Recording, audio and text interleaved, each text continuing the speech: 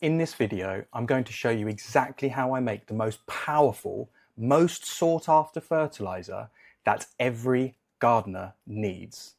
Today, we're diving into the underwater world of homemade fish fertilizer.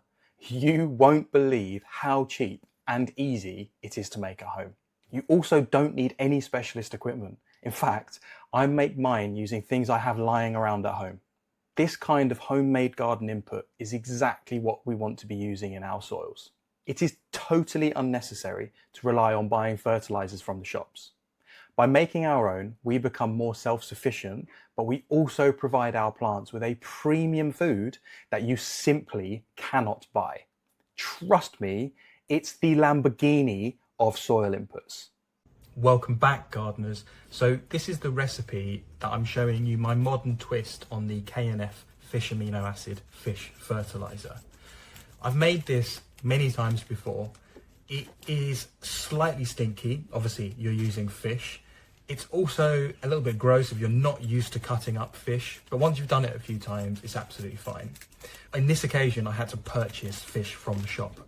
I didn't have any available to me locally for free or for cheap, so I had to just purchase some, but it wasn't actually that expensive from where I bought it from, so that's absolutely fine. And these are whole fish. Obviously, because they're from the store, they've been gutted, but they are still whole fish. So we've got all of the bones and the eyes and brains and everything going on in there. So this is only going to add to all of the extra goodies and nutrients in the fertilizer when it's finished. So I've opened up the packages. I've put them into my fermenter just to drain out all of the liquids. Again, just to get more extra nutrients in the mix from that point.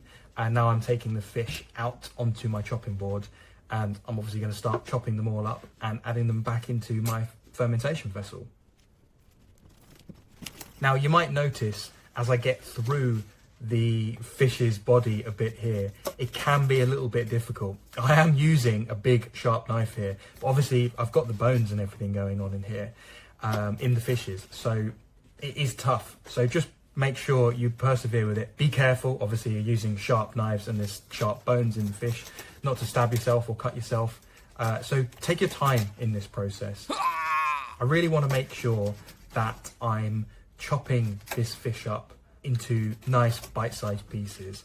I'm not completely obliterating it, like dicing it up, but I'm just making sure that they're smaller bite-sized chunks, because the enzymatic function from the pineapple and also the osmotic pressure from the brown sugar is going to pull out all of the goodness from this fish throughout its fermentation stage. So it doesn't have to be completely diced or blended up.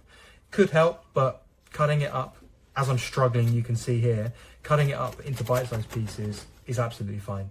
So you can see here, I've got all of my fish chunks in my fermentation bucket here, ready for the rest of the ingredients. Now, the pineapple. I've top and tailed this pineapple, so I've cut the head off and cut the bottom off. And the recipe calls for about 1/4 pineapple per kilo of fish.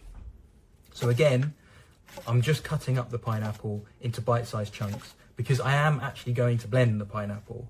We need to blend the pineapple so that it can maximize the surface area and obviously liquefy and get across all of the fish. So I'm just adding all of my bits into my blender here, and I'm going to give it a big blitz up to liquefy this. Now, if you've got a bigger blender, this will obviously be much easier and quicker, but I only have one of these little stick blenders at home, so I'm just using what I've got, and it's working absolutely fine. Now, this is the pickle pipe that I'm using. As I previously mentioned, I don't like the water bubblers. These pickle pipes are meant for mason jars, but all I did was I simply drilled a hole in the top of my plastic bucket lid, and because it's silicone, it fit in there perfectly. You want the hole to be slightly smaller than the pipe itself, so there's some compression, and that makes a perfectly airtight fit. And I get the airlock benefit as well, which is great. I love it, it's super simple. So pineapple mix is now in with the fish. Just make sure you've got a little bit of mixing up there. And what I'm doing now is I'm weighing this mix, because the recipe calls for equal parts brown sugar to the mix just here. So as I mentioned before, I had about 1 kilo worth of fish, so I'm adding in about 1 kilo worth of brown sugar. I'm just pouring it in all over the top of the fish. Now, I've saved a little bit back here. You'll see why in a second. I'm giving everything a really good mix up just to get everything quite equally coated. You'll see really quickly that this will start to pull out the moisture in both the pineapple and the fish.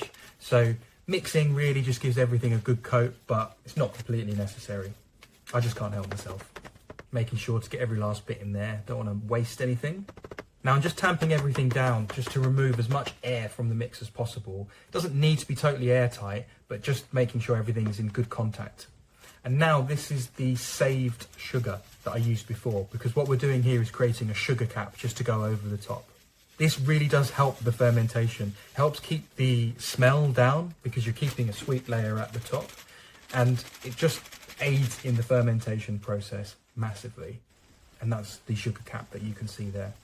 And that's it, we're done. I'm adding the lid back on, and this is going to be kept for the next 9 months to ferment. So you might be asking, why fish? Well, let me explain. Fish have been used for feeding the soil for over 10,000 years. I don't know about you, but I'd like to benefit from some of that ancient wisdom. Scientific studies have shown that coastal soils, often enriched with sea minerals and other unique properties, contribute to higher nutrient levels in the crops grown in these areas.